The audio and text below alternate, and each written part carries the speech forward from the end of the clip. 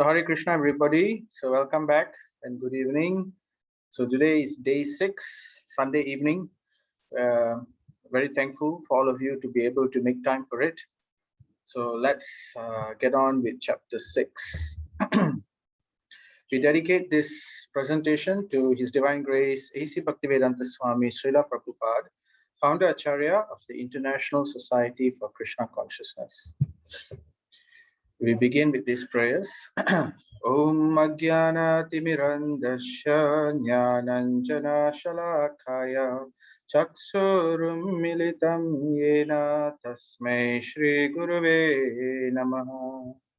Sri Nama Om Vishnu Padaya Krishna Prasthaya Bhutale Srimati Bhakti Vedanta Swami Niti Namine Namaste Saraswati Devi Gauravani Pracharine Nirvisesha Sunyavadi Paschatya Deshatarine Jaya Sri Krishna Chaitanya Prabhu Nityananda Shri Advaita Gadadhara Sri Vasadi Gaura Bhaktavinda Hare Krishna, Krishna Krishna, Hare Hare, Hare Rama, Rama Rama, Hare Hare, Hare Krishna, Krishna Krishna, Hare Hare, Hare Rama, Rama Rama, Hare Hare,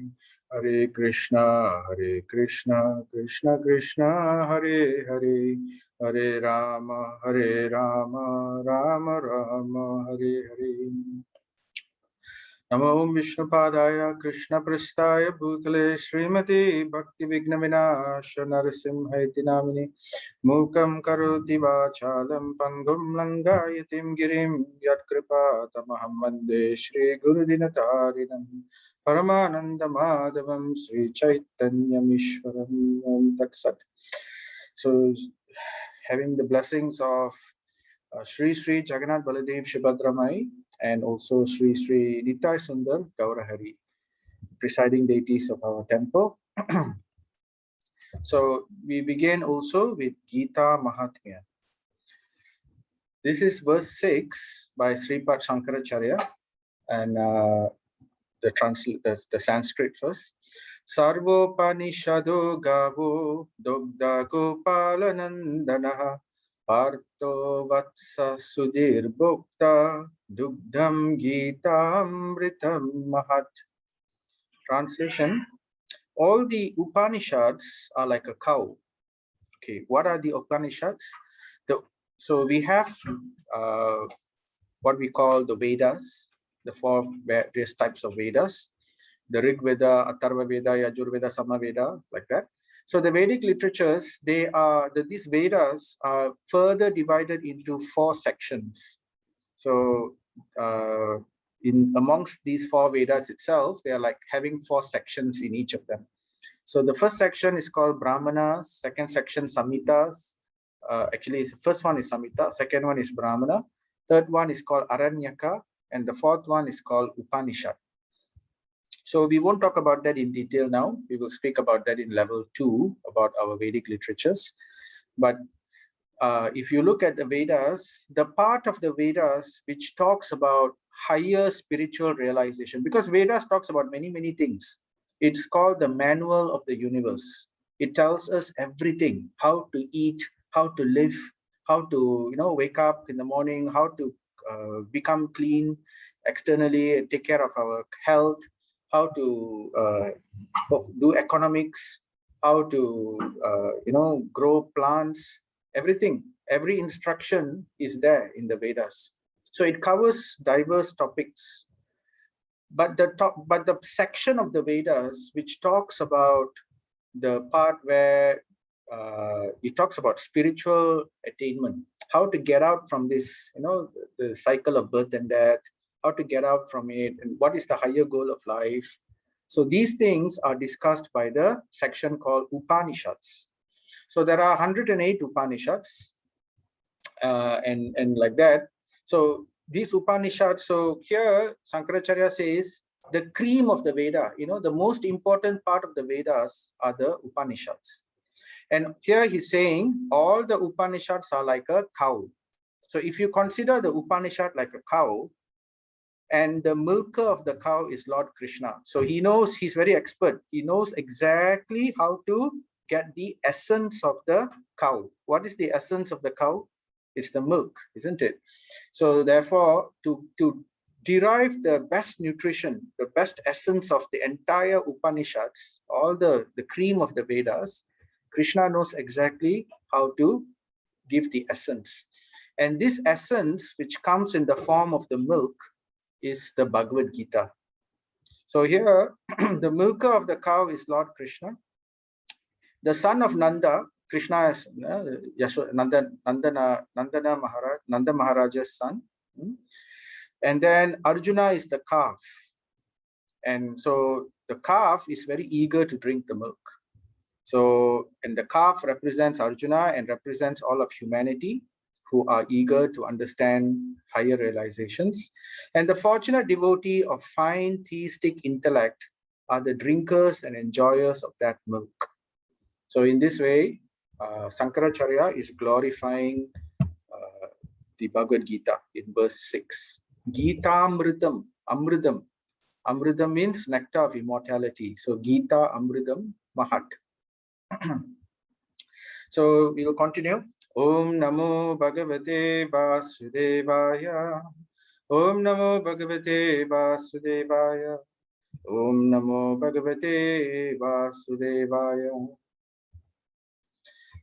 Right, so before we go to chapter 6, we will recap again our chapter 5, what we talked about yesterday, very quickly. So it began with the question, Arjuna was asking Krishna, which is better? First you say renounce work, and then you are telling me work in devotion. So Krishna is saying both are good. The answer, both is good. Renunciation of work is good because one needs to learn renunciation and not become attached to the work and its results. But at the same time, even better than working, even better than just simply renouncing, it's better if one can work, but we direct the fruits and the results not for our own satisfaction, but we give it as a sacrifice for the pleasure of the Lord. So that is even better. So essentially, Krishna is talking about the two paths. So the first path is the Nyana Path, which we talked about yesterday, also called the Sankhya Path. So that one, what is described is do the work, but eventually attain renunciation, learn to renounce the results, do your work simply for the sake of duty. So it begins with Karma Yoga.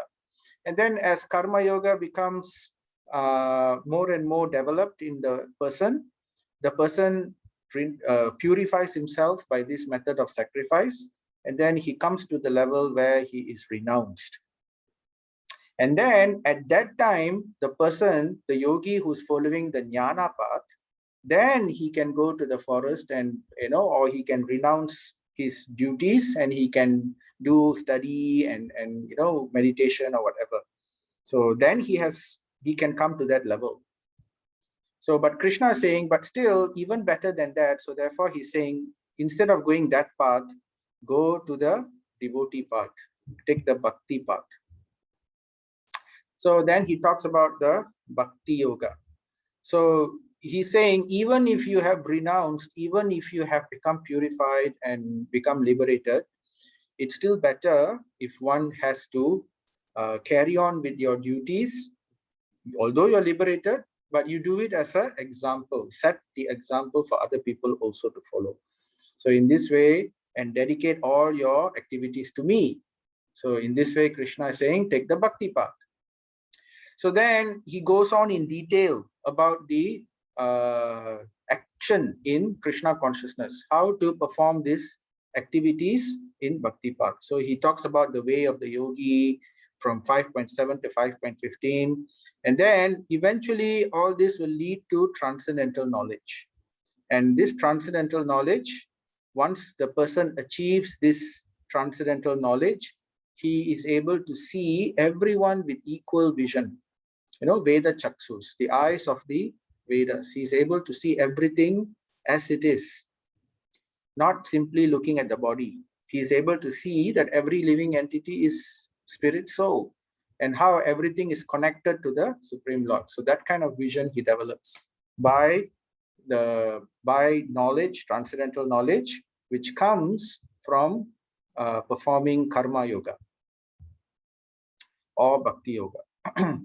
And then Krishna talks in more detail about the liberated yogi. So this yogi who is liberated, once he is in this level of equal vision, that means he is already free from karma.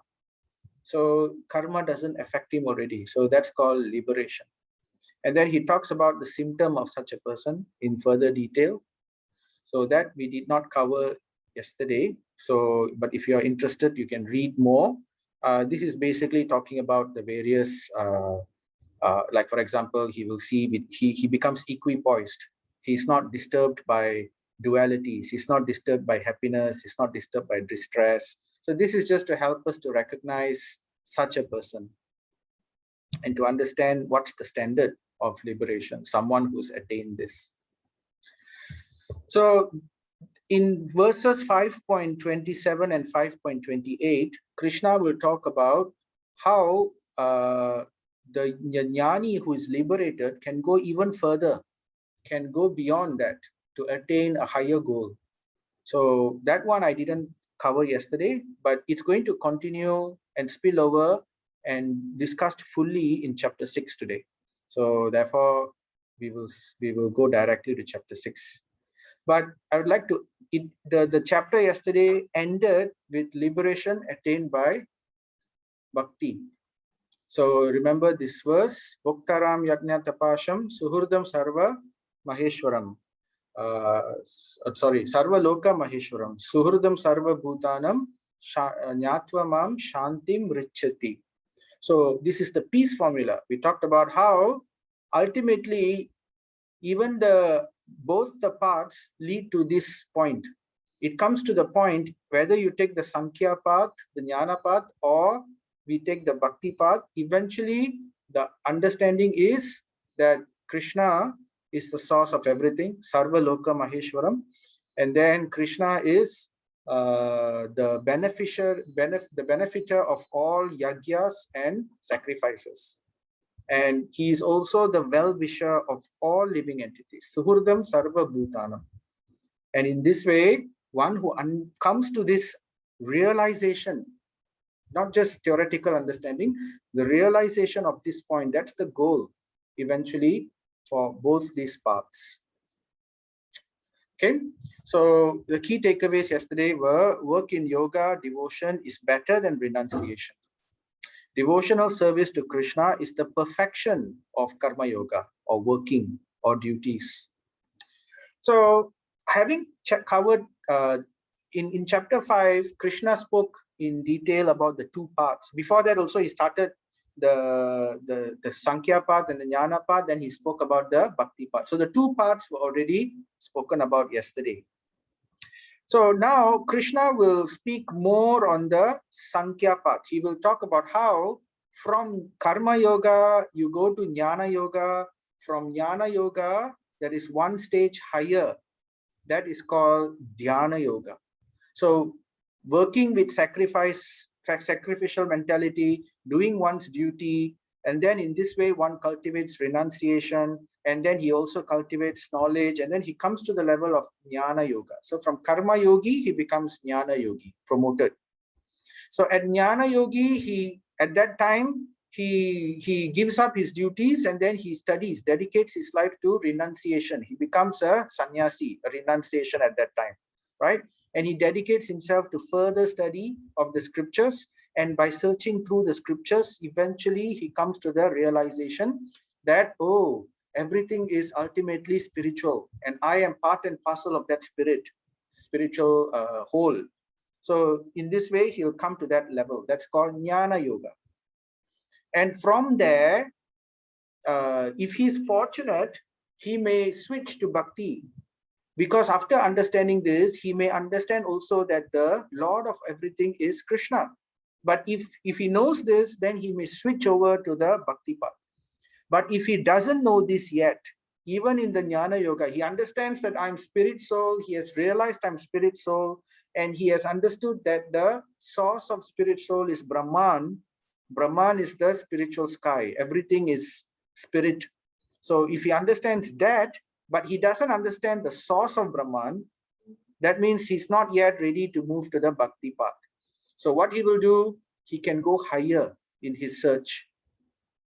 So that higher level is called Dhyana Yoga, which is going to be discussed in chapter 6.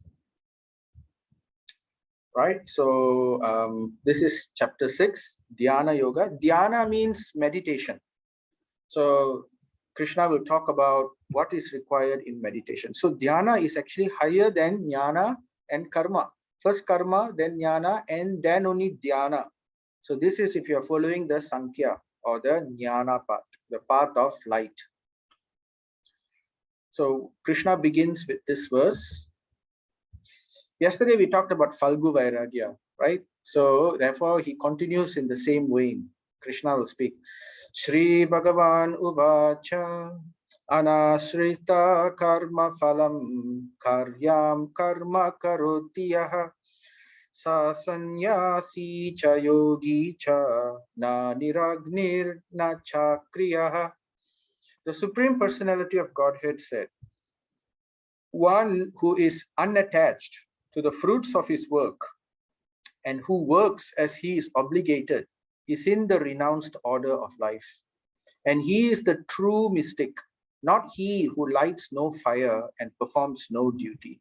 So having said this earlier, Krishna, he again summarizes these points clearly so that Arjuna will understand.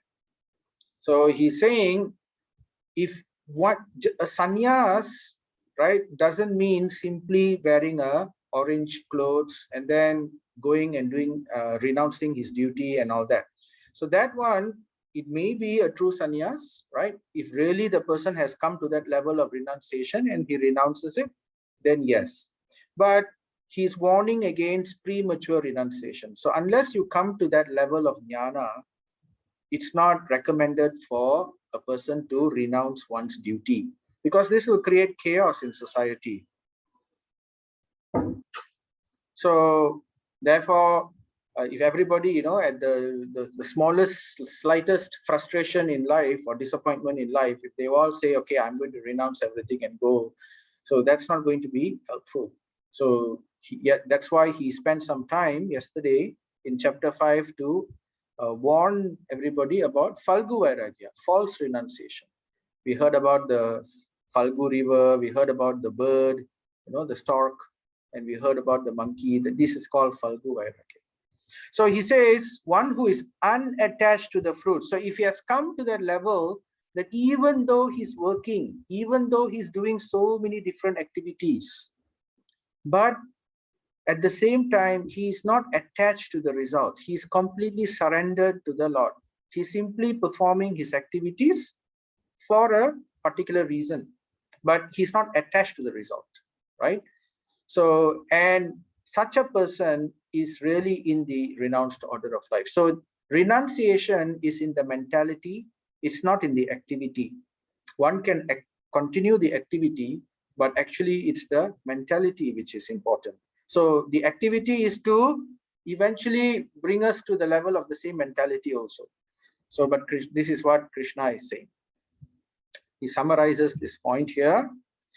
And then he continues to talk about going higher after renunciation. So what the renounced person does. Now, if someone wants to go to the forest and start meditation, they have to first come to this level. Then only they can do meditation. So that's why Krishna is insisting on this point several times. Because otherwise, if people say, I'm going to give up everything and I'm only going to do meditation and attain the Lord, that is very dangerous, unless we have come to this level of mentally able to renounce everything. So now, what to do? Let's say the person has renounced, right? In Jnana Yoga, by practicing Jnana Yoga, one has renounced. One has come to the detached state. and given up his duty. So then what happens? So Krishna says here, one must deliver himself with the help of the mind and not degrade himself. The mind is the friend of the conditioned soul and his enemy as well. So Krishna says to go higher with Dhyana Yoga, this is basically about the mind. Mind control, mind mastering the mind. This is actually Dhyana Yoga, the purpose of the Dhyana Yoga. Why the mind is so important? Because here Krishna says it's with the help of the mind that we can actually go higher in our spiritual realization.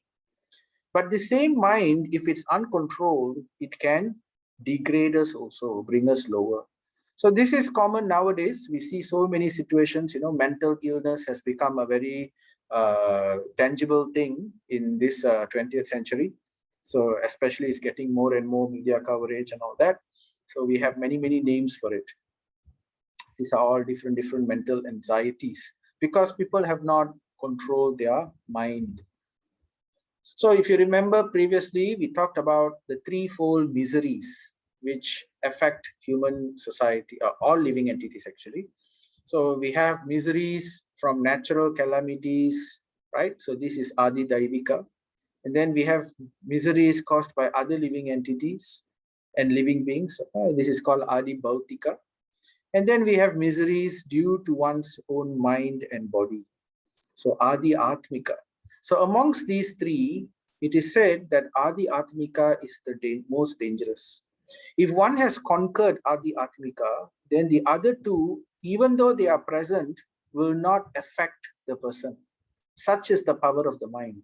If one controls the mind, miseries caused by other living entities and natural calamities and disasters will not have the power to disturb the person who has controlled his mind.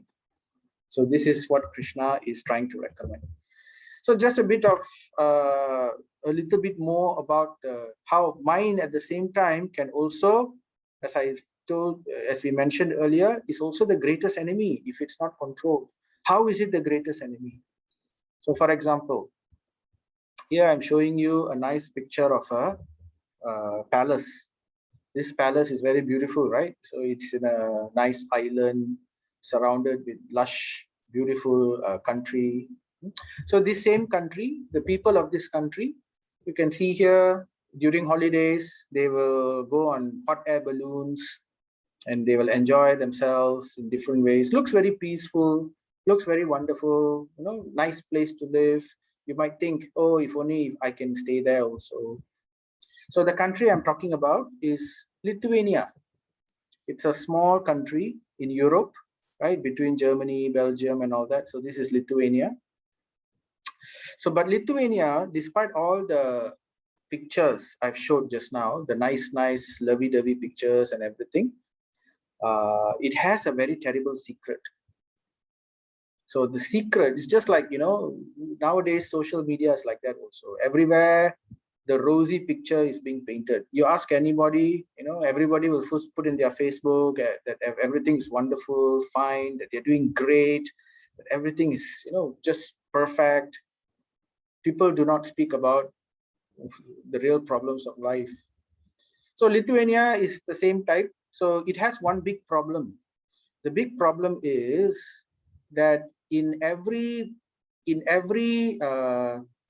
let's assume if there are 3 million people in this country, let's say every year 3 million people die. Let's say every year in this country alone 3 million people die. Okay, this is the death rate. Let's assume the death rate is like that. So for every 3 million people who die, it is said that this country, 1 million of that 3 million, or 1/3 of all deaths, is by suicide. This is what's happening in that country. And it's been going on for years. So one wonders, everything is so nice, beautiful, modern country, GDP is very good. So why like this? So obviously, because of various things, they cannot control their mind, the problems due to their mind. It leaves them, nobody kills themselves because of Adi Daivika, isn't it? If there is a cataclysm, or some kind of a danger situation, they don't commit suicide because of that. And if there is a disturbance from other persons and all that, okay, that can be very painful maybe sometimes, but it eventually leads to uncontrolled mind. So, and it is usually due to extreme pain in the heart. So that's the problem. Right. So anyway, we won't go into that detail about that, but it's basically to highlight how the idle brain is the devil's workshop. So therefore, Krishna continues in 6.6. For him who has conquered the mind is the best of friends. But for one who has failed to do so, his mind will remain the greatest enemy. So the mind is like the best of friends. So why do we need a best friend? The best friend will help us to achieve our goal. So this is our best friend to get our goal achieved. So the mind is like there's somewhere, a mind is like something like a genie, the genie in a lamp, right? So there was once a story. So there's this person who got this genie as his servant. So the genie told this servant, since you have got me as your servant, there is a condition. The condition is that you need to continuously give me work. If you do not even for 1 minute give me work, then I will kill you. So I will destroy you. So this is what the genie says. So then the man, okay, he thought, okay, if we had a genie, what would we ask for? So we would ask for all kinds of things, right?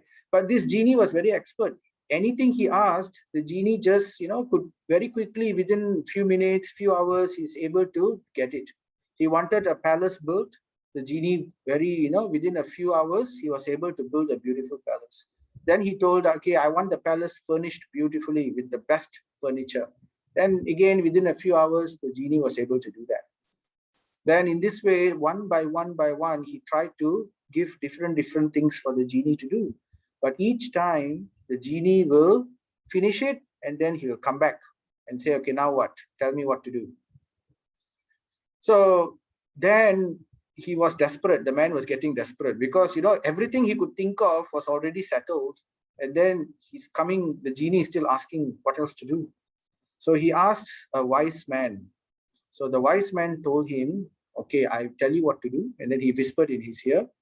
And then this man, the next time the genie came to him, he told the genie, okay, now I want you to, that outside in the forest, there are a bunch of bamboo trees. So what I want you to do is, I want you to go to the bamboo tree and go up the bamboo tree and come down the bamboo tree and keep doing this until I tell you to stop. So then the genie was defeated. He didn't know what else to do already. Okay, so now the genie, so what he did, he went to the bamboo tree, he went up, he came down. Then he went up, then he came down. Then he went up and he came down. So he became caught in a loop. A loop is like a cyclic loop, never-ending loop. So he became caught in a loop. So, and in this way, the man was able to free himself. So the genie here represents the mind. The mind, right? It's like it doesn't like to remain idle. It's very difficult for the mind to remain quiet. Something is always thinking. Try sitting for a while, for five seconds, and then tell yourself that I'm not going to think of anything now. So the mind will, while we are doing that itself, suddenly we'll get distracted. We'll think of something. We'll think of what's for lunch or what are we going to do tomorrow. Some work is pressing. I need to. So like that, something will come. So the secret here is to engage this mind in a situation where it is conquered, right? Just like how the genie is going up and down and up and down. So a loop. So this is the way to train the mind, to use loop. So that's why we introduce japa. So japa is the training for the mind. It's basically trapping the mind in a continuous loop which is not just an ordinary loop. It's not simply going around the beats. It's basically chanting mantra. So Maha Mantra. And in this way, by chanting the names of God continuously, the mind is caught in the loop and it becomes purified as it is continuously being engaged. So this is the training. So, mantra comes from the word manas and trayate.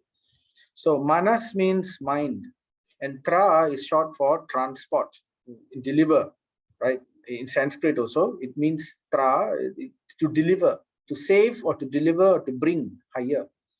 So manastra became mantra. So what it means to deliver the mind. The word mantra itself means to deliver the mind.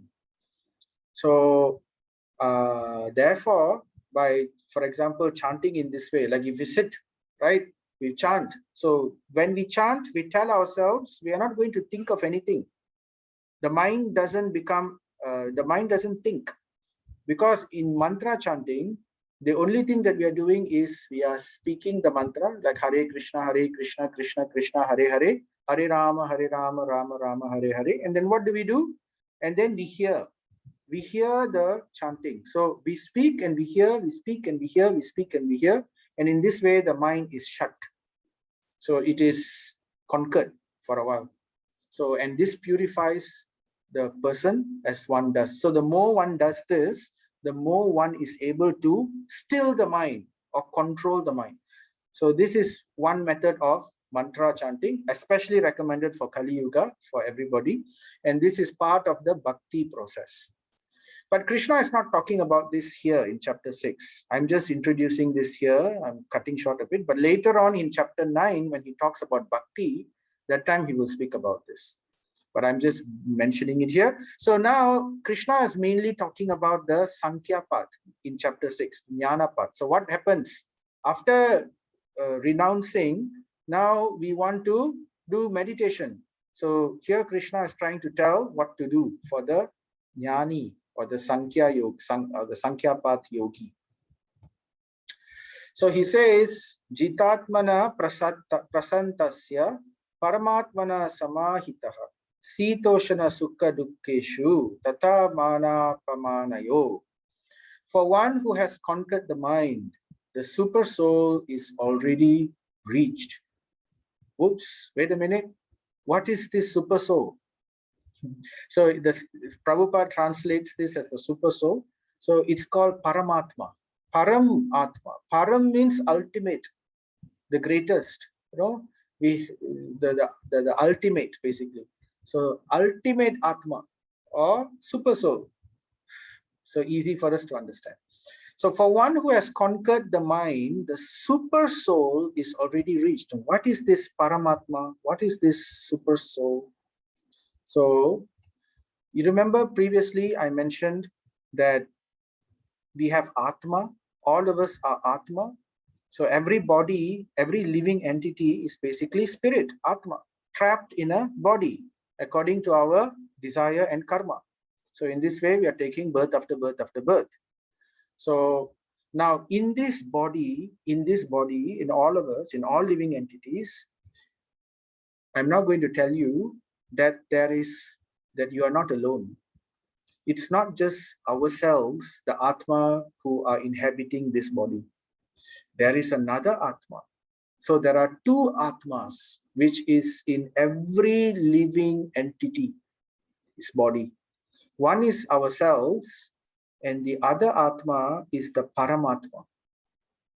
So therefore, and this Paramatma is actually Krishna himself.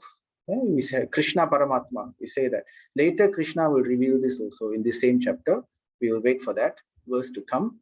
But for now, I'm just letting you know. So therefore, God is not very far away. God is not so far away in heaven or so far away in Vaikuntha or so far away. He's also there, right? But he's also here together with the living entity. This is a major understanding for this chapter, right? We understand about the Paramatma. So it's good news. We are never alone. The Lord is always with us. In fact, he's the only friend who comes with us life after life. We may have family, we may have friends. Friends and relatives are there when we are prosperous. The scriptures say we are like the lake.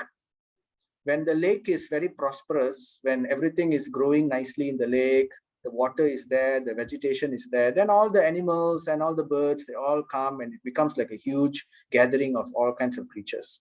But the moment the lake dries up, the swans will fly away, the birds will all move, the animals will all leave you and go. So similarly, in material life, people want to associate with you if they think that there's something in it for them. They get something out of you. Either by association, they get some kind of some kind of benefit.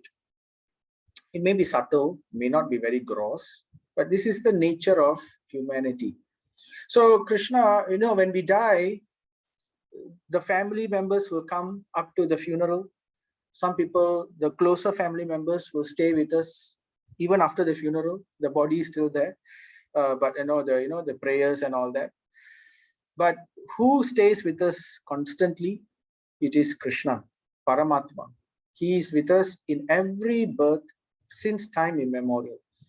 And he has a function. His function is to enable our desires. Because without Paramatma, nothing will work. This body, our heart is beating. Why is our heart beating? Are we making the heart beat? So are we digesting our food? We eat the food, but what makes the food digest? Do we have control of it? So it just goes automatically, it happens, and then it comes out and all that. So all this, to satisfy our desires, the Lord comes, and in this way, by his mystic power, he is able to handle everything. So if we have certain desire, according to our karma, according to our desire, Krishna allows it to happen. So that's the function of the Paramatma. He comes in this way. So it's this way. Where's the evidence of this? So this is mentioned in the various places it's mentioned. So here I'm giving a quote of the Upanishad. Since just now we mentioned Upanishads, so I'm mentioning two Upanishads here. One is called the Shvetashvatara Upanishad, and the other is the Mundaka Upanishad. So this one is from the Shvetashvatara. Mundaka also says the same thing, but slightly different verse. So I'm putting. So the verse here, he says, Samane Vrikshe. Vrikshe means tree. Purusho Nimagno. So the Lord is in the same tree. So imagine, it gives an example, just like how in a tree, don't mind if I mute you, okay? Just like in a tree, there is two birds. So one bird is sitting there and eating the fruit of that tree, busy eating the fruit, looking for the worm or whatever, eating the fruit and everything. And the other bird is also sitting in the same tree next to this bird, but he is patiently and constantly watching everything this other bird is doing. And then he's also thinking, when will this other bird turn his head and look at me?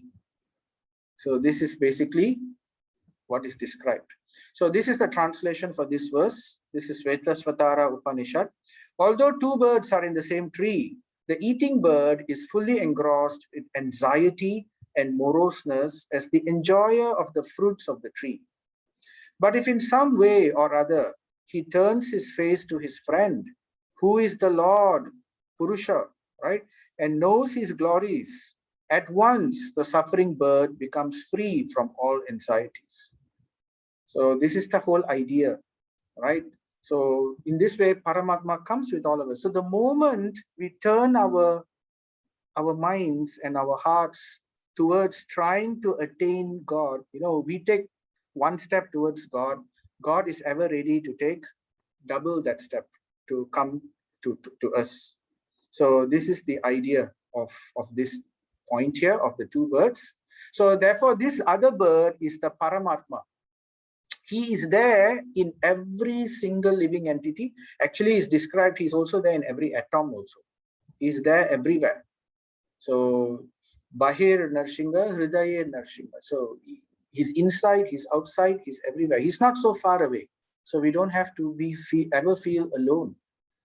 We just have to take shelter of him the moment we look at that. So then this verse, Bhagavad Gita 6.7, for one who has conquered the mind, then the super soul is reached. So this is the way to see. So by conquering the mind, one is able to see that super soul. Now in Jnana Yoga, one has not been able to see it. One hasn't experienced it yet. One knows about it. One has understood about it, read about it. One knows that one is Atma, but one has not been able to see himself as the Atma, pure Atma. So, and how does he do that? He practices Dhyana Yoga, meditation. By performing meditation, that is the mechanical way in which one controls the mind. And at the end of that, he will be able to see himself as the living soul, Atma. And at the same time, when he has the eyes to see the soul, he will also have the eye to see the other soul, which is sitting next to the soul. That is the Paramatma. So that is the process of Dhyana Yoga. So the moment he sees Paramatma, then he will understand, yes, this is the goal of life. This is the Supreme Lord. So finally he will see. And then he will take up bhakti because he knows that the Supreme Lord is the ultimate. Until then, he's not convinced yet. So he takes to this mechanical Nyana Path. And then the moment he sees the soul, he sees the Paramatma, and then he comes to the point of bhakti. So that is the Sankhya Path or the Nyana Path, the searching path. So here, to such a man, once this person sees himself and the super soul, then he is already, of course, he becomes liberated. To such a man, happiness and distress, heat and cold, honor and dishonor are all the same. He becomes equipoised, balanced. He has attained the goal of yoga. So therefore, from verses 6.3 all the way to verses 6.28, Krishna will begin to talk about this process, step-by-step process of doing Dhyana Yoga, meditation.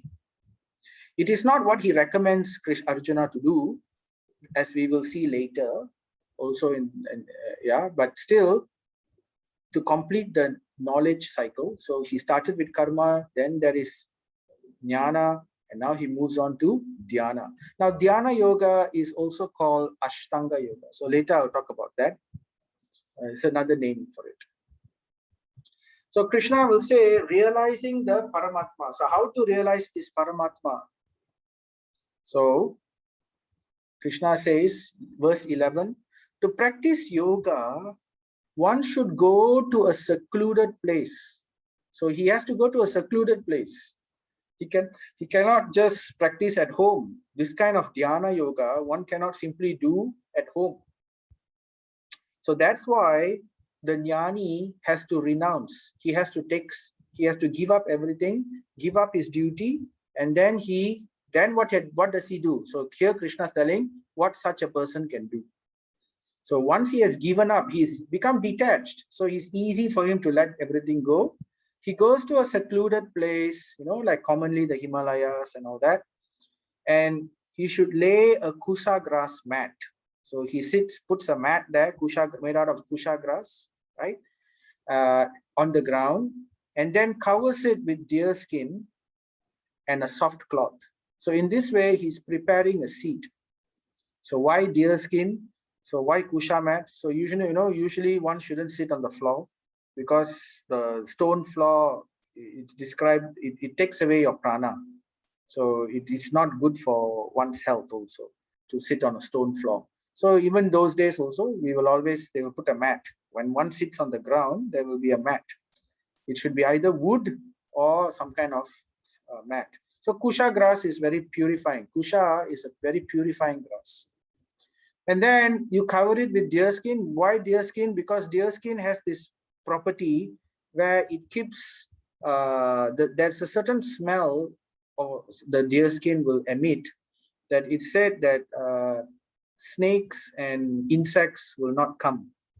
So if one is wanted to meditate, right, in a secluded place, if you're disturbed by insects and snakes, it's not going to be very conducive. So therefore, deer skin. and a soft cloth on top. So you prepare your seat nicely. The seat should be neither too high nor too low, and it should be situated in a sacred place. So this is the recommendation by Krishna on how to do dhyana. That's why you will find, Varanasi, you will find in Himalayas, these are all sacred places where lots of people, they will try to do these things. Then he says, the yogi should then sit on it very firmly and practice yoga to purify the heart by controlling his mind, senses, and activities, and fixing the mind on one point. So this is called meditation, or dhyana, trying to fix the mind on one point so that it doesn't keep moving, and you know how the mind always flickers. But this is done for a long time. It's not that we practice meditation for 10 minutes. That one all we do for health, right? But if we think that it's going to bring us to any spiritual realization, it's not really true, according to Bhagavad Gita, at least, right? So this is how it's actually done, dhyana. Like this, one sits and one practices meditation by fixing the mind on one point. So later we will talk about that in more detail. Thus, what happens? Thus, with an unagitated, subdued mind, devoid of fear, completely free from sex life, right? Brahmacharya. The word brahmacharya is used here. So with an unagitated, subdued mind. So a person who wants to do these things cannot be someone who is always scared, fearful, because this is for someone he has to go to a secluded place, right? Unagitated, that means he has already renounced. He's not disturbed by the senses, he's not disturbed by his family, he's not disturbed by other duties or desires. So with an unagitated mind, he begins the process of subduing his mind. And he must be free of fear also. Someone who is brave enough to sit like this and also practice celibacy. One cannot, have sexual life when one is practicing dhyana. One should meditate upon me. So clearly Krishna says, mat para, in this verse. He will say, one should meditate upon me. So there are some people who say one should meditate upon a light or something. That is all preliminary in the beginning, just to focus the mind. But Krishna here clearly says one should meditate upon me within the heart and make me the ultimate goal of life. Mat paraha. Very clearly he says that in this chapter. That is dhyana.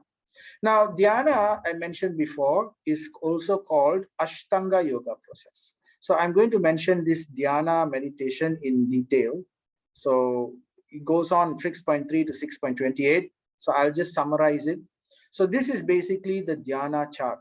So there are 8 stages to it. That's why it's called Ashtanga Yoga. Ashtanga means 8.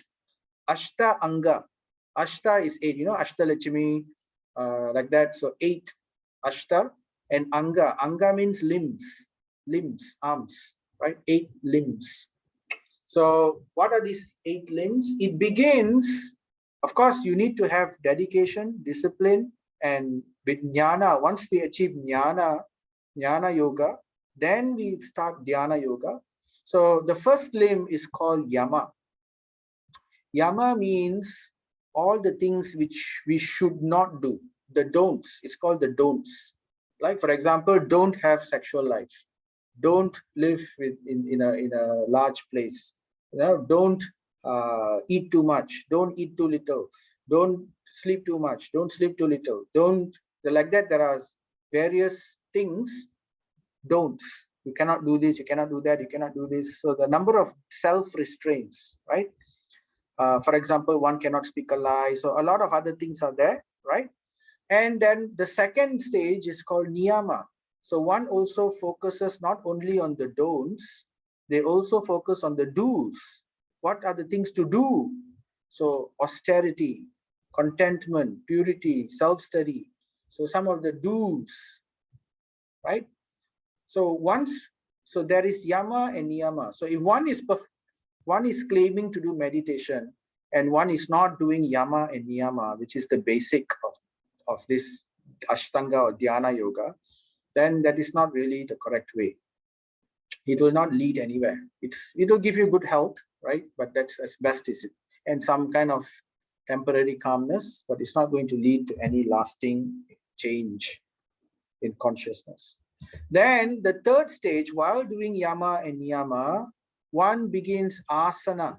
So asana is also called hatha yoga, right? There are many instructions on the asanas given by the Yoga Sutras in Patanjali's Yoga Sutras. So like that, Surya Namaskar, the various positions. Asana means sitting positions. Why asana is important? Asana is important. So because, remember, this person is sitting alone. He's in a secluded place and he's going to sit for hours on meditation. Now, in order to do that, one must be in tip-top physical condition. So the asanas are meant to situate the person so that the person is able to sit for hours. Now, if you ask someone to sit for even 30 minutes, they can't sit. They will have to change position. No, nowadays people are not used to sitting on the floor. So you sit on the floor for 30 minutes, then they have to change their position a little. So this is dhyana, unmoving in lotus position. Padmasana, like how this man is sitting here, lotus position.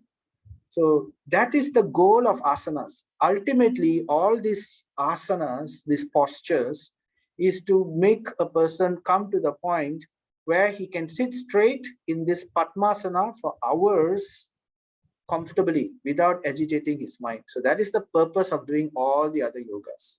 Of course, it also keeps him healthy. It doesn't disturb his health. All this is a disturbance. So once asana is done, then there is something called yama, niyama, asana. Then there's something called pranayama. So after asana is mastered, then pranayama is also mastered.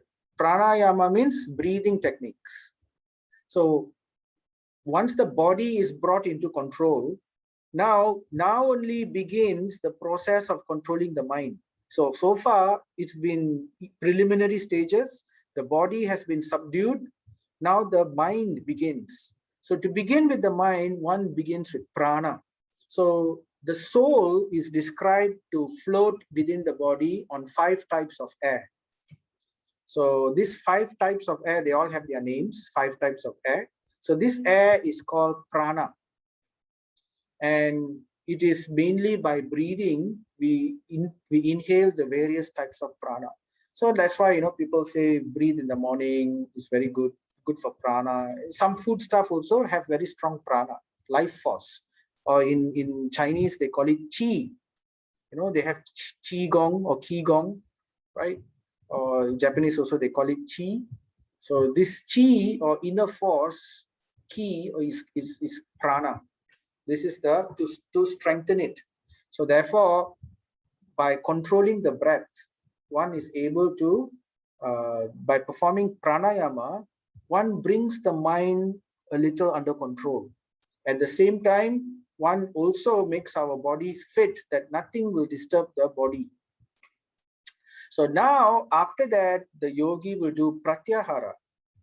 Pratyahara means he will withdraw his senses. That means his eyes, his ears, his hearing, everything, he will start withdrawing it inside him. He will not be so interested in what's happening outside already. So there's a set of practice of doing this, how to do pratyahara. And after this pratyahara, then only he begins what is called dharana. Dharana is called concentration, concentrate. So nowadays people cannot concentrate very well. So all these processes are there just to bring one to the point of concentration, to be able to fix the Lord within the heart and to concentrate. Concentrate is like, if one can think of the same thing for a certain period of time, then it's like as if they have reached a certain level of dharana. So like that, that's the calculation. After reaching a certain level of dharana, once one has mastered concentration, then only one comes to dhyana. Then only it's called meditation.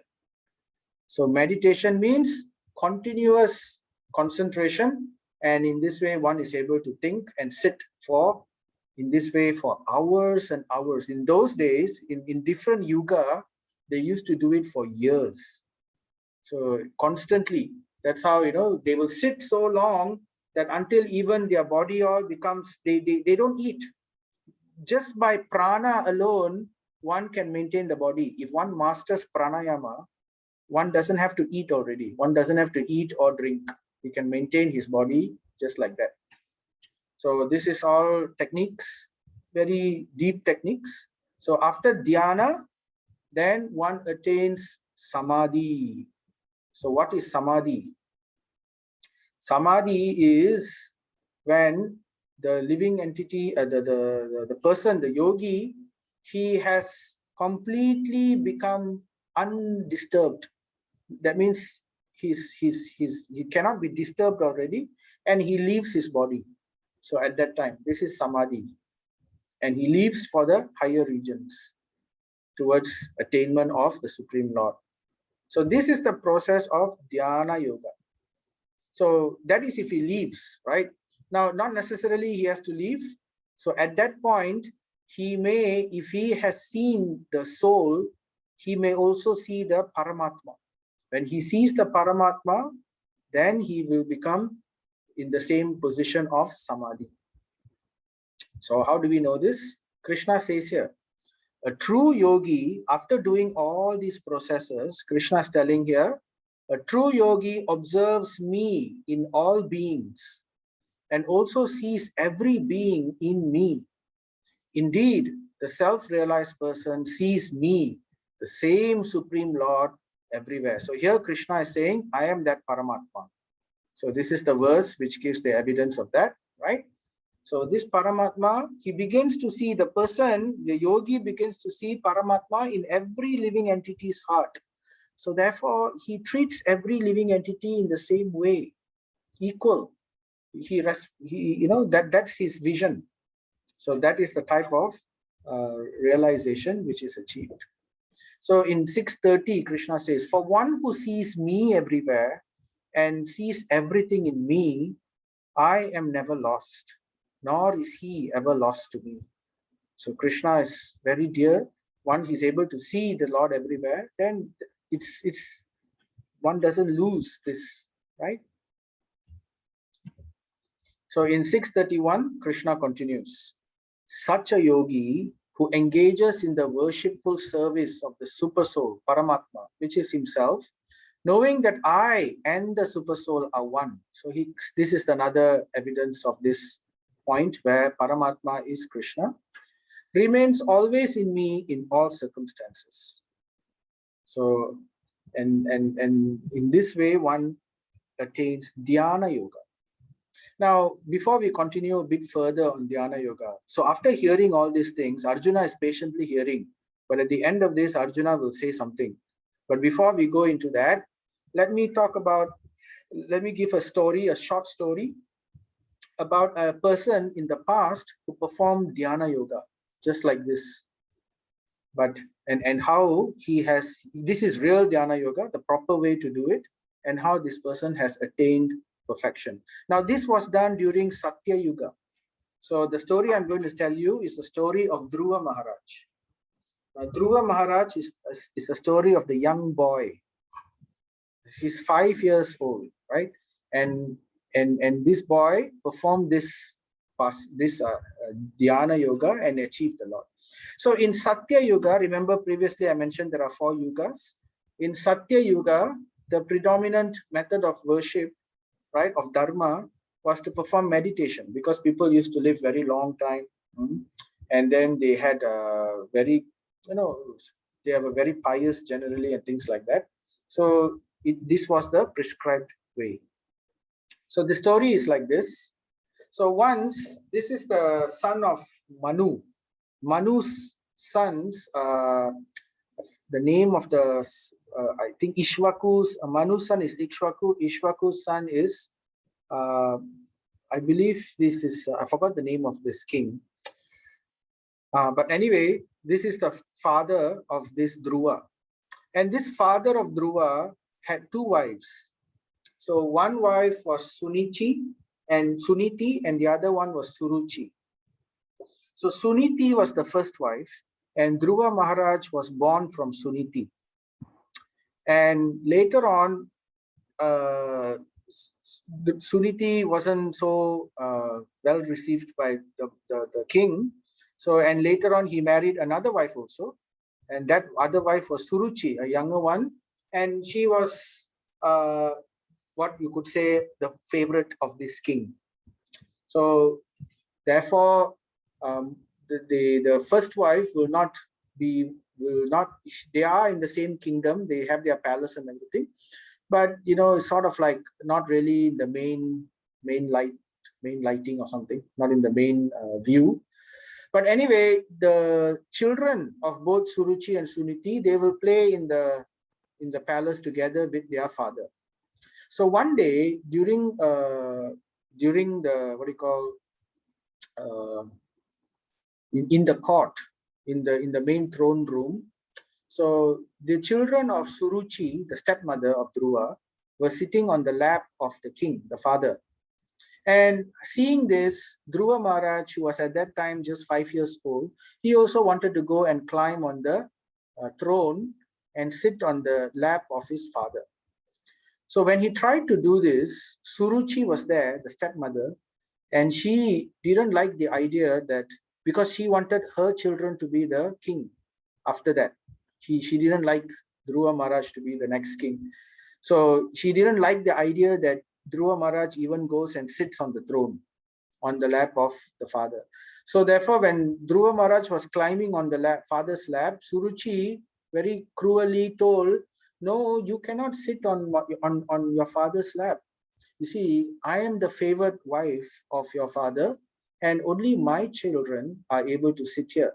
So if you desire to sit on your father's lap, then you should immediately go to the forest and perform meditation, and in this way please Lord Vishnu, and then you can ask a boon so that in your next life you can take birth in my womb as my son, and then from there you can go and sit on your father's lap. So this is what Suruchi told Dhruva Maharaj.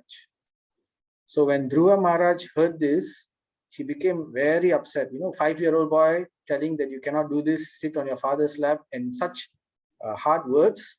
So he became very upset and he left the throne room. The father, he didn't know what to say at that time. So he didn't agree with Suruchi's behavior, but at the same time, he was a little henpecked. So therefore, he couldn't really argue. And seeing that his father also didn't say anything, Dhruva Maharaj left. And he left and he went to his mother, Suniti. And while he was going and crying to his mother, Suniti told, she felt very helpless. She said, I can't do anything. Whatever Suruchi, the stepmother, has said is true. In fact, there's nothing I can do. So what you have to follow what she said. You have to go to the forest and you have to meditate. And then in this way, you please Lord Vishnu. And then by his blessings, then you can get whatever you want. So in this way, she was crying and she was telling to Dhruva Maharaj. But Dhruva Maharaj took it very seriously. The first instruction from her stepmother, and now the same mother also saying the same instruction. So he took it very seriously. And they are Kshatriyas, they are king, the Kshatriya class, the warrior class, the princely class. So they have very high honor. So they cannot take it when people slight their honor. They are very determined people, that their nature is like that. So he became very determined. And this 5-year-old boy, Dhruva, he started walking away from his mother and started walking towards the forest. As he was walking towards the forest, and Narada Muni, he came and he stopped Dhruva Maharaj. And then he asked Dhruva Maharaj, "Oh, Dhruva Maharaj, what are you doing? Why are you going to the forest? Why aren't you playing with your fellow friends?" And then Dhruva Maharaj, very seriously, he was telling Narada Muni, "Oh, Narada Muni, I have all this playing and everything holds no longer any kind of joy to me. I want to only attain, I want to I want to go and please Lord Vishnu. And in this way, I want to get a kingdom which is greater than my father's kingdom. And this is what his desire was. And then he told Narada Muni. Then Narada Muni was amazed. He said, yeah, but you're just 5 years old. And that was just a statement. You shouldn't take it so seriously. So, but Dhruva was very determined. And seeing the great determination of Dhruva, Narada Muni was very moved in his heart. So, just a 5-year-old boy so determined to leave his family, leave his home, and go to the forest alone, and to see this kind of determination, Narada Muni, he likes to go and give bhakti to everybody. He has this special potency where he can bless people with devotion. So anyway, when he likes to give this kind of people devotion. So what he did, he blessed Dhruva Maharaj. He put his hand and gave his blessings. So in one sense, it became like Narada Muni became like the guru of Dhruva Maharaj. And Narada Muni said, very well, if you are serious about this, you go to the forest, you perform according to the, Dhyana Yoga and everything. And at the same time, while you are meditating, you meditate upon Supreme Lord and chant this mantra repetitively in your mind. What mantra? The mantra was Om Namo Bhagavate Vasudevaya. So this is the mantra. Repeat this again and again and again, and you will attain very soon your desire. So by the blessings of Narada Muni, somehow Dhruva had the capability. He was able to go to the forest. He lived very simply. And it said he did a lot of austerities. It said that for the first month, he only ate dried leaves. And then for the next 1 month, he ate only water, drank only water, not even dried leaves. Then after that, he even gave up water and he only started breathing. So by the grace of Narada Muni, he mastered Yam, Niyam, Asana, and Pranayama. And then he was able to live like that. And then he became even more determined, and he started to stand on one leg like this and perform meditation, constantly chanting Om Namo Bhagavate Vasudevaya.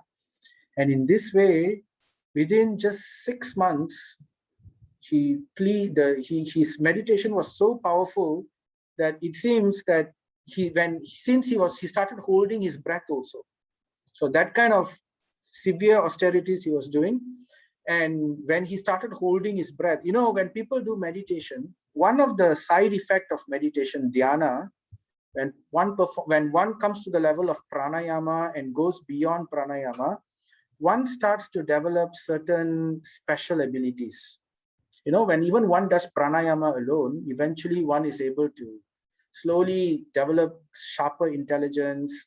The memory becomes very clear, and things like that. But as they go on more and more, they get what is called mystic powers or siddhis. So this comes naturally, automatically as a side effect. So, but he ignored them. So these siddhis are actually a distraction. It is the last trick of Maya to distract the person who is serious. Because, normally people want to be special. Everybody wants to be special. Imagine how, when someone has special powers, how special he must feel. So it becomes a distraction. But this boy wasn't distracted. He continued, even though he had these siddhis, mystic powers. But even without him knowing, just by controlling his breath, it seems the entire air in the entire the entire universe, it was caught. It was caught and kept still. People were suffocating, couldn't breathe. The Devalokas, they couldn't breathe already. So they went and asked Lord Brahma, and then Lord Brahma together went and petitioned Lord Vishnu. And then Lord Vishnu said, very soon I will come. So then he came, and that's how Dhruva Maharaj saw Lord Vishnu. And when Dhruva Maharaj saw Lord Vishnu, he was a small boy. Although he practiced all this, he was left awkward. He didn't know what to say. He didn't know what to speak. He was so stunned by the beauty of Lord Vishnu standing right in front of him. He's like speechless. Then out of Lord Vishnu's mercy, he came and took his shankha, the conch, and then he touched it on his head, and immediately Lord Dhruva Maharaj became completely purified, and he started to speak a beautiful set of prayers. So this story and the prayers are described in Srimad Bhagavatam. And like that, he began glorifying the Lord Vishnu in different ways, beautiful ways. And then he says, "Oh Lord, I actually came and I did all this dhyana and with the false desire. I wanted to actually enjoy a greater kingdom than my father. And because of this, I came to do this. But after having your darshan, oh Lord, I feel like I have wasted my life looking for pieces of glass when the jewel of your lotus feet is right in front of me. So I feel very depressed in that. Why did I look for broken pieces of glass, which is like kingdom, wealth, money, when your beautiful lotus feet are all that is ultimately, now that I know this." So very beautiful prayer. So after saying this, Lord Vishnu blessed him. He asked, "Okay, what I will give you what you want. You wanted kingdom. You wanted a greater kingdom than your own fathers. No problem. Actually, Dhruva Maharaj, he wanted the greatest kingdom. Because Dhruva Maharaj's great grandfather was Brahma himself. Because Brahma's son was one of Brahma's sons was Manu, and Manu's son was the king, and that king's son was Dhruva Maharaj. So great grandfather is Brahma. So he thought, I will get a greater kingdom than even Brahma. So, but now he doesn't want it. He's saying, I looked for broken pieces of glasses. I want you. So then Vishnu will say, but still, since you have desired it, you will attain my abode. But for the moment, since you have desired it, I will grant you this blessing. You will continue your life as a king and live as a king in this world. And after that, you will go to a special kingdom which I have created now. Just now, I'm creating the special kingdom for you. So just by his desire, Lord Vishnu's desire, he created Dhruva Loka. This Dhruva Loka is what is called the pole star. The pole star, then it's also called the North Star. So this North Star or the pole star is called Dhruva Loka. And it is described that this kingdom is even more opulent, even greater than Brahma's kingdom himself. And what happens is Lord Vishnu himself is directly there also, staying together with Dhruva Loka, giving him darshan constantly. So in this way, but Dhruva Loka didn't want it. But Vishnu said, don't worry, you'll come back to me anyway. But your desire will not go in vain. Since you have asked it, you will get it. So this is this is the story of Dhruva Maharaj. So from here we can understand the determination is very, very important, right? So that pleased Narada Muni. So by the blessings of Narada Muni, by Tat Vidhi Pranipatina, remember, one should inquire from a spiritual master and take a guru. So because of the blessings of Narada Muni, he was able to ultimately achieve Vishnu.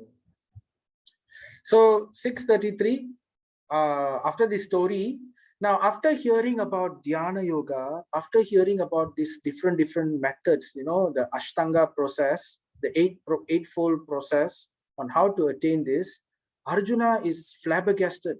He's like, oh.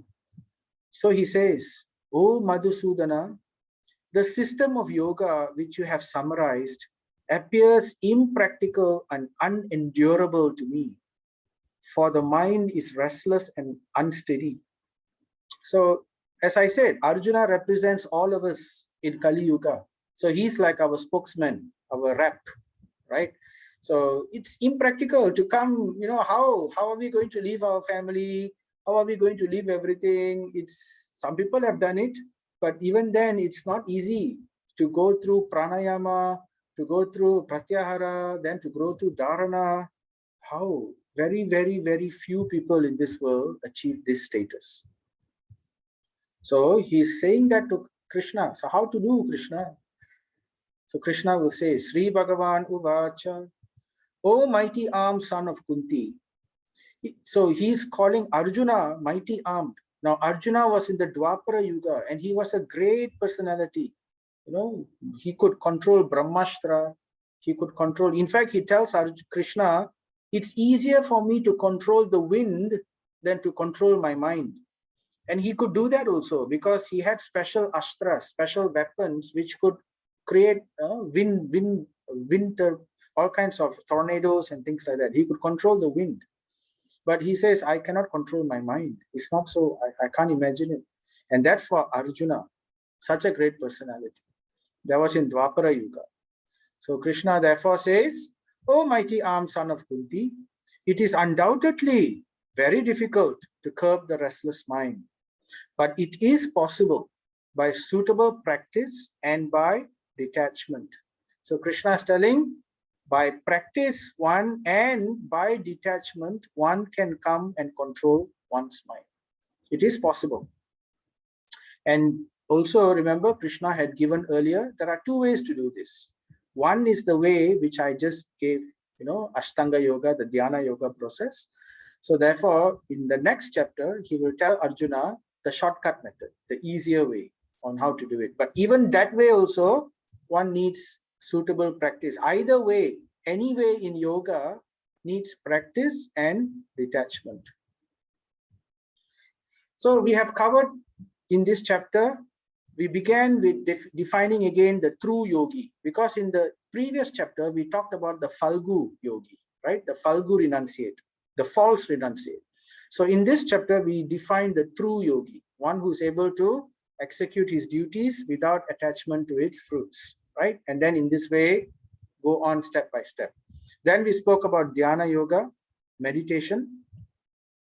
And then Krishna went on to describe how it's such a difficult path. It's not easy, right? All the different aspects of it, which we talked about just now.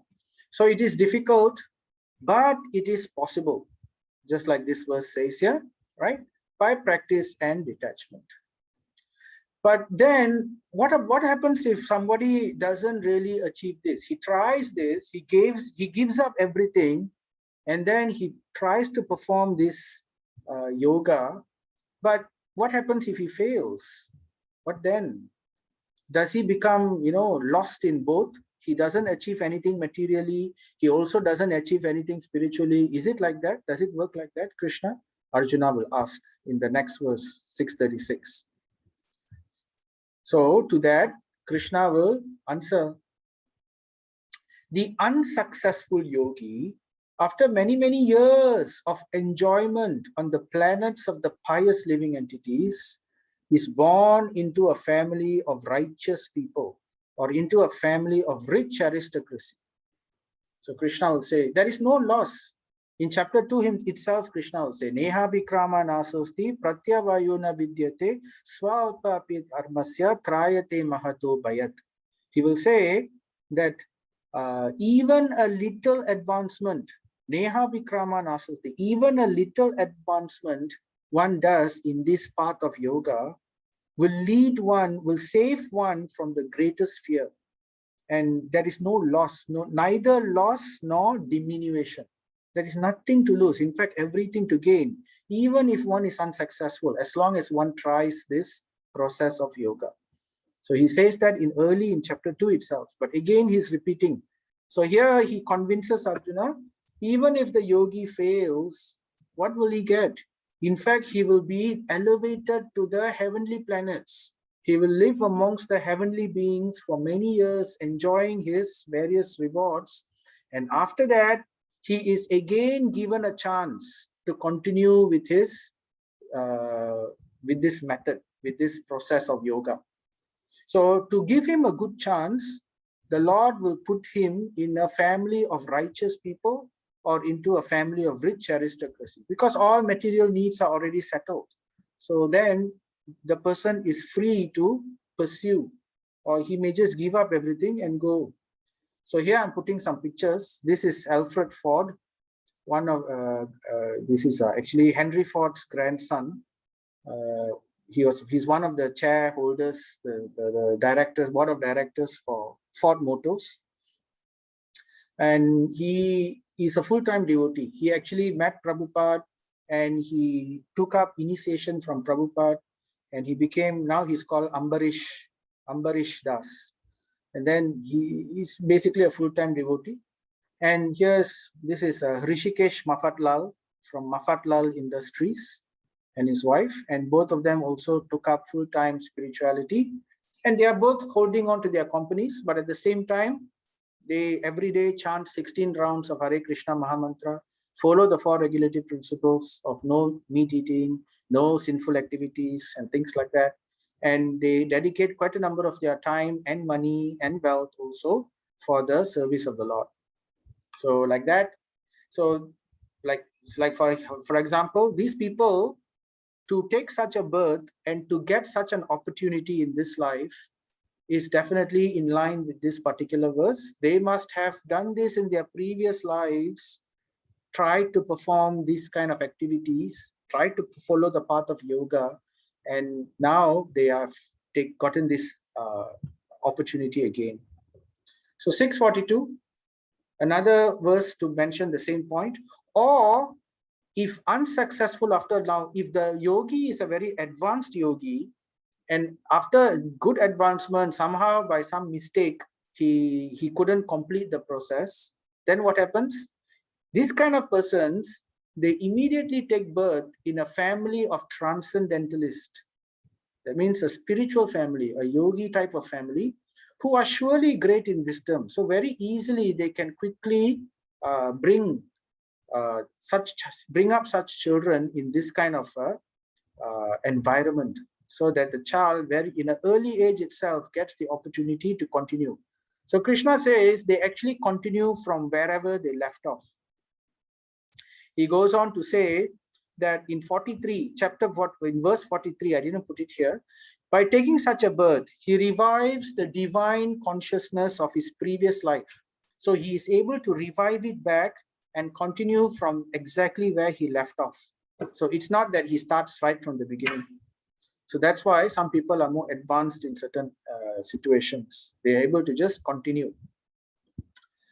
So by virtue of this divine consciousness, he automatically becomes attracted to the yogic principles, even without seeking them right from a very young age. So these are special people born in a special way, and we can understand that these are previous lives. They were great transcendentalists who continue their life in this life.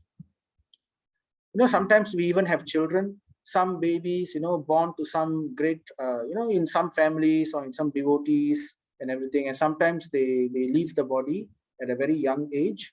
And they live in a very auspicious situation where, the passing is very, very auspicious. So we can understand that these are such kinds of yogis who are in their previous life, they have just clearing certain things before they continue on with their journey. So in this way, we have heard about how the path is so difficult, but it is possible.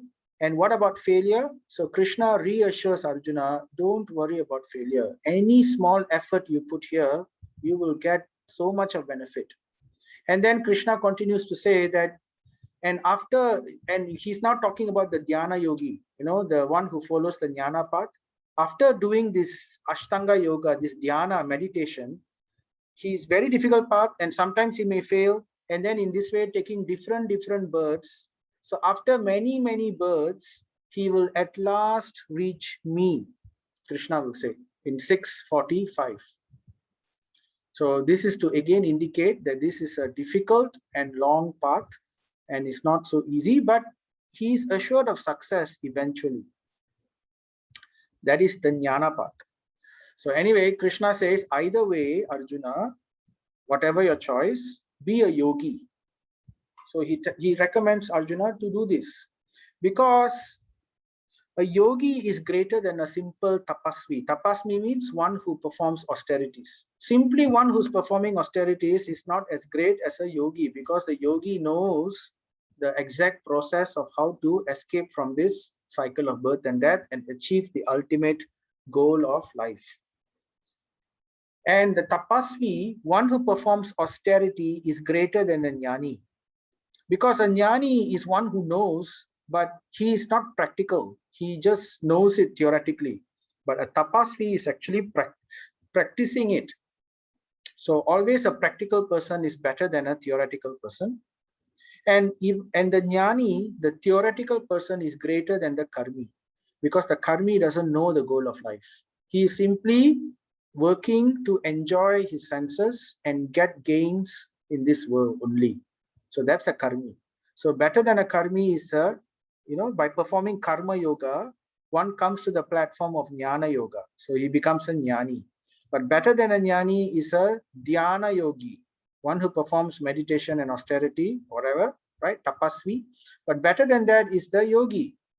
Now, this is again talking about the Nyana Path. So the other path is the Bhakti Path, which chapter 7 all the way to chapter 12. 6 chapters are dedicated simply for Bhakti in Bhagavad Gita, from chapter 7 all the way to chapter 12. And then Krishna goes on, the last verse, he says, devotee is the greatest yogi. Yoginam api sarvesham madgatinantaratmana Shradhavan bhajate yo mam same yukta tamo mataha. Very important verse. Here this verse indicates, right? And of all yogis, so Krishna has talked about basically the Nyana Path in chapter 6 mainly. But now he is including both. So Krishna will say, of all yogis, right? The one with great faith who always abides in me, thinks of me within himself, and bhajate yomam, renders transcendental loving service. Bhajate means to serve out of bhajate. Bhajate yomam, to me, renders transcendental loving service to me.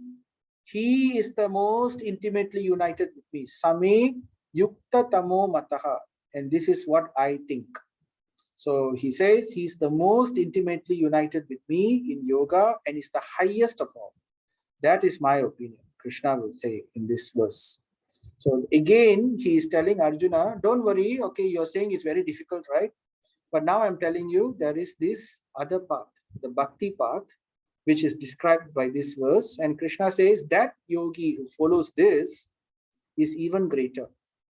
So, and then next chapter, we'll talk about this in detail.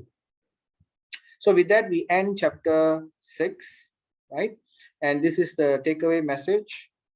Quite easy to understand, right? Be a yogi requires practice and detachment.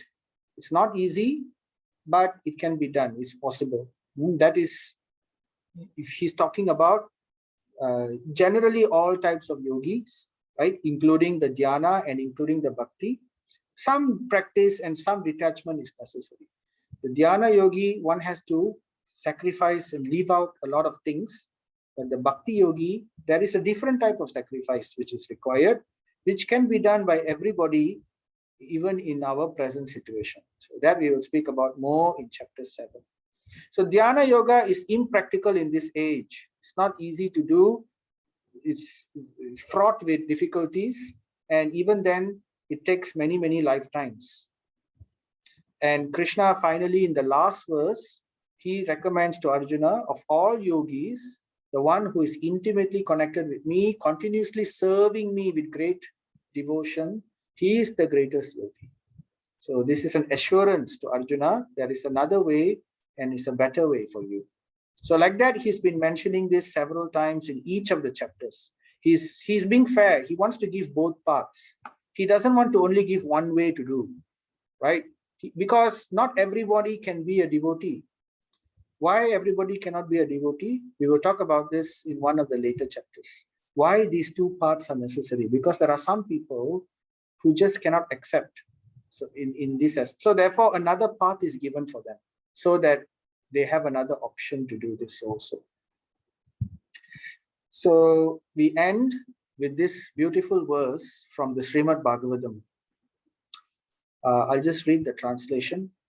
Oh, how glorious are they whose tongues are chanting your holy name. Even if born in the families of dog eaters, such persons are worshipable. So you see, there's no issue of caste system here, right? It doesn't matter where we are born. What matters is what we do. So the ones who are chanting the holy names of the Lord, even if they are born in a dog eater family, they are to be considered worshipable. Persons who chant the holy name of your Lordship are understood as have executed all kinds of austerities and fire sacrifices and achieved all the good manners of the Aryans. So Aryans means ones who knows the goal of life and they have, certain very high standard of civilization. So, they following the four principles of Dharma: Satyam, Saucham, Tapa, and Daya, right? Truthfulness, mercy, austerity, and cleanliness. So that is called an Aryan. Anybody who follows those things. So it's not a race. It's actually anyone who comes to that consciousness is called an Aryan. So one who chants the names of the Lord is considered to be the greatest of their Aryans. It's considered that in their past life, they have done so many great austerities, so many wonderful things, so many yagyas, so many holy things they have done, that in this life, they are now able to achieve this to get this option to chant the holy names of the Lord. So those who chant your holy names are accepted as having bathed at all the holy places of pilgrimage, studied the Vedas, and fulfilled everything required. So that is basically a very beautiful glorification of the Dharma of Kali Yuga. How we can all take advantage of this method and perfect our lives. So with that, we like to end. It'll be nice if everybody can also chant this.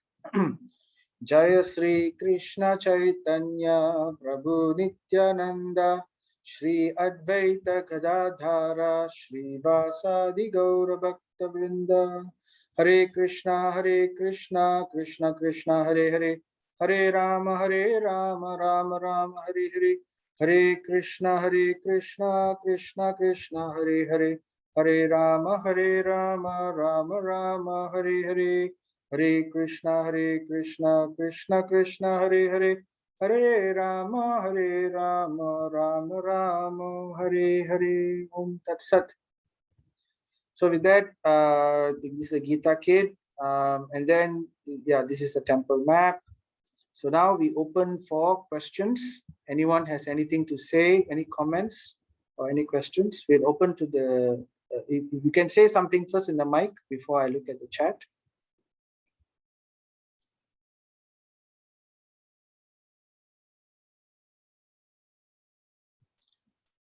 Okay, I see a question in the chat from Navin Prabhu. As from Paramatma, knowledge, remembrance, and forgetfulness, why he wants us to go through all these steps, whereby instead he can rekindle the forgotten bond with his mystical power. Yes, he can do anything he wants, but he doesn't force us. So we didn't have the desire in the beginning.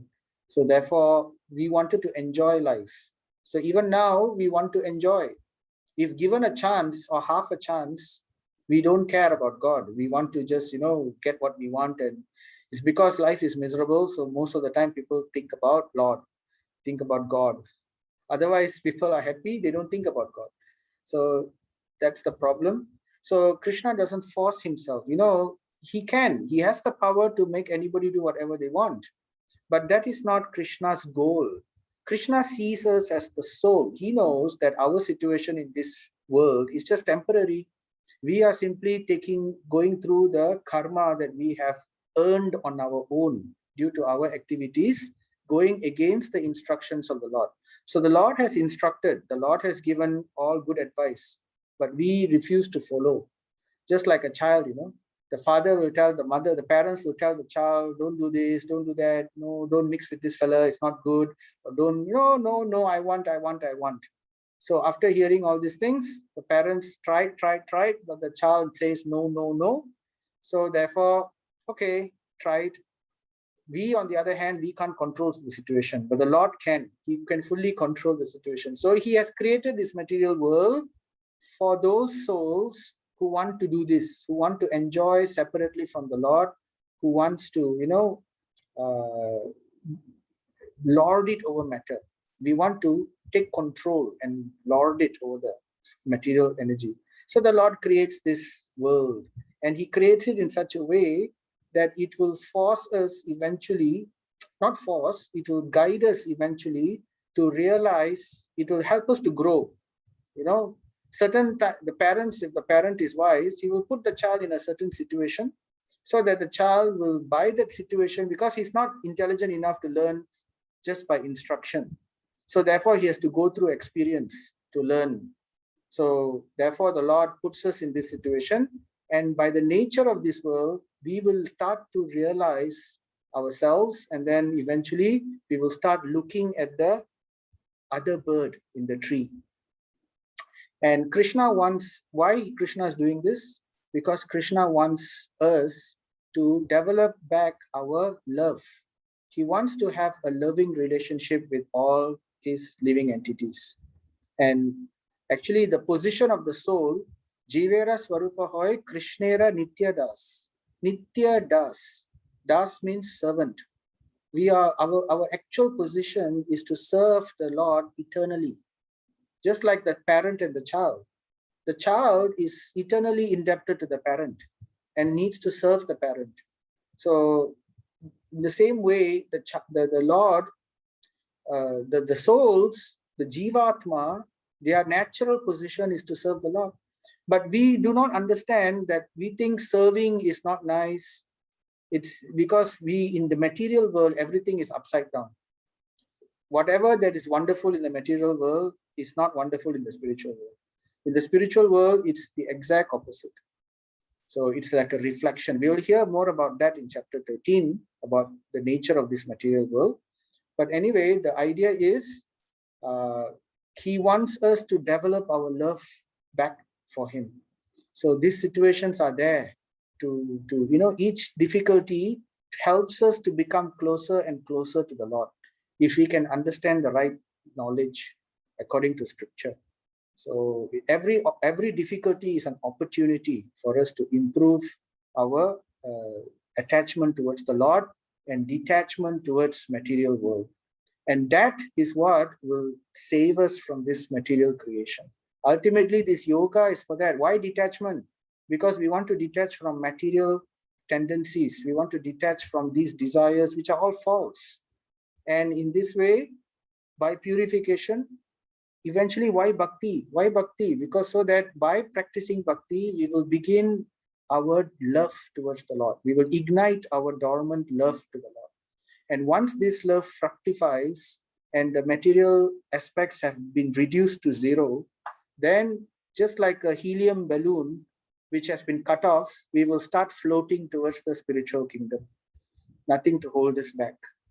So that's the idea. So it's all part of the plan. We will hear more about this later also. As we go, as we hear more and more from Bhagavad Gita, we will understand more and more these points. Okay, so anything else anyone wants to raise or comment on or ask for clarification? So I'm sorry it's taking so long. It's already 9:40, 1 hour and 40 minutes. It's not so, I'm trying to cut it short, but I just have so much things to say. I'm trying to cover as much as I can with these chapters. So it's certainly a challenge. But anyway, thank you for your forbearance. Hopefully we can benefit from this. This is like an austerity for 18 days. If we can just somehow try to hear this, and then we can make our choices at the end of it. So with that, thank you very much. I will end here. We will see you all again tomorrow, Monday, going to chapter 7. Hare Krishna, Srila Prabhupada ki jai, Bhagavad Gita ki jai. Hey, thank you, Prabhu. Hare Krishna. Thank you, Prabhu. Thank you, Hare Prabhu. Krishna. Thank you, Prabhu. And